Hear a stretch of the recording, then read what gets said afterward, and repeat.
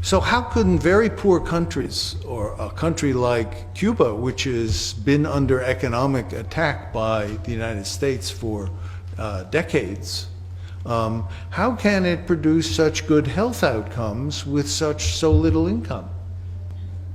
And this is an important question, it seems to me, that if you're thinking about how does a society generate health and how does it produce a more equitable distribution of health in it, the fact that very poor countries can do very well in generating health is an important fact. And I think the answer in Kerala is particularly interesting. When I first went to Kerala, the belief I had was that Kerala had very good health outcomes because it had a legacy of a very left-wing government and communist administration.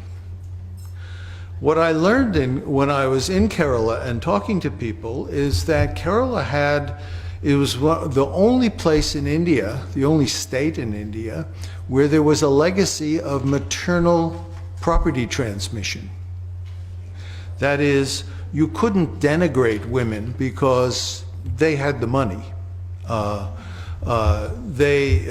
money followed them. And this was a very important fact. Maybe the policies of a government were tacked on to this legacy that you couldn't denigrate women in this particular way. And in Kerala, what you see is that women couldn't be uneducated. You had to have high investment in the education of women, and the kinds of investments that were made in women, in their access to education and so on, were ones that had a big impact on health.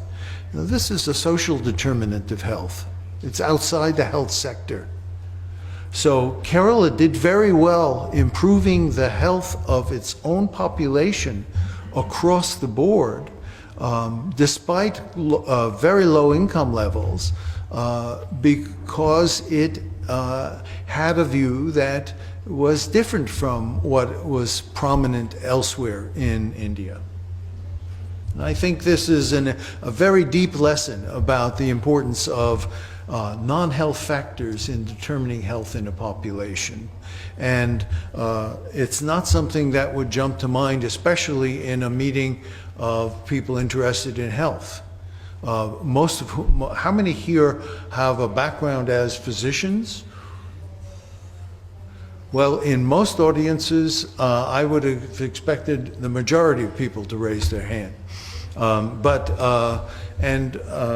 In any case, my point is that more is determined by the function of other goods in society than simply medicine.